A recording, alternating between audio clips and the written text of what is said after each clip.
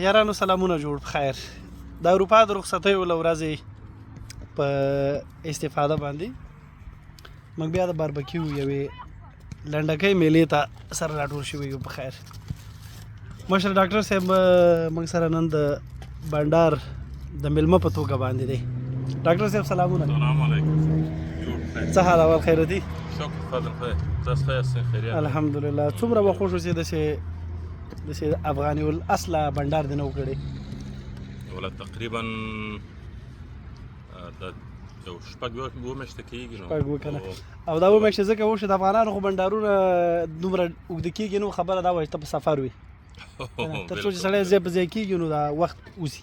وخت خامخا وځي. څنګه د ورځ په خیر پیل شوه؟ خیر اوسئ. مننه. اروپا کې نن خوشه بخته چې موږ نن بنډار ته هم رالو او لمر هم دی.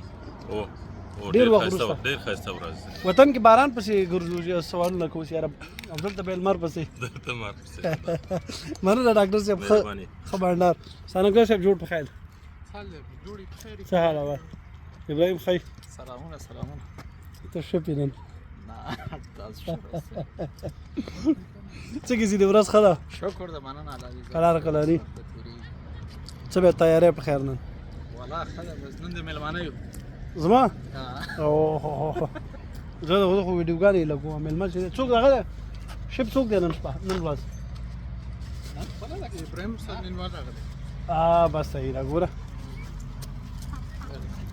تاوانول به نه کیې که نه چې مېلمه دی دی وروره محمد السلام هلکه ستړی هم په شئ. دا فلان ځکه یې دغه چې ماشومان یې ټول راوځي. ماشومان یې ټول راوځي که نه؟ خو نو خبرونه کوي.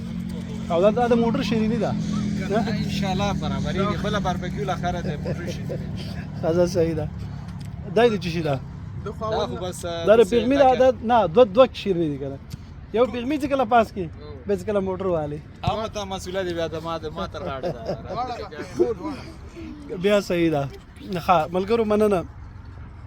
نن ورځ البته دا ملګري یاران را سره دي او دلته خواوشا یو ډېره ښه ایریا ده چې ځای د باربکیو لپاره فامیلونه راځي دوستان راځي. په دې کې افغانان هم دي په دې کې د نورې دنیا خلک هم دي خپله فرانسویان هم دي او دې طرف ته یو ډېر ښکلی جهیل دی د اوبو یو ډېره ښایسته زبردسته غاړه ده نو هغلته هم خلک د چکر لپاره ورځي. زه به انځورونو کې تاسو ته لږ ډېر وښیم.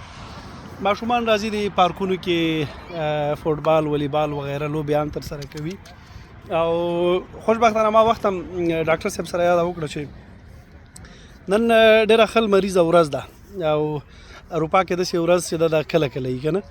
نن یوه بجه وه د ورځې چې کله دې پارک ته راغلو نو موږ یوازې تفریح ته راغلو او وچ چای مو ځان سره راغستی و. کله پسې لمر وکاده او د هوا حالت مې چک کړه چې یاره نن خو هوا ټوله تر شپږ اووه بجو پورې لمریزه ده نو یارانو ته مې ویل چې بس باربکیو کول غواړي ایسې دغسې پسې وکوچېدو وروره او ډېره زبردسته او ډېره ښکلې باربکیو مو جوړه کړه.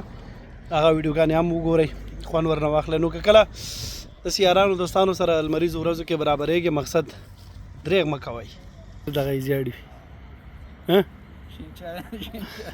او زعفران چای چا راوړي؟ ایران نه راغلی افغاني دي. افغاني هرات. د هرات زعفران سږ کال په بلجیم کې د خوړو په نړیوال انسټیټوټ کې اول مقام خپل کړ. په چین کې هم اول مقام. خو دا ډېر غټ انسټیټوټ دی که نه؟ دا د ذایقې یو نړیوال انسټیټوټ دی چې دلته د ټولې دنیا په کچه باندې د هیوادونو د بېلابېلو خوړو ذایقه ګوري. نو خوشبختانه چې د هرات زعفران پکې اول مقام یې خپل کړی. خوندور دی بالکل.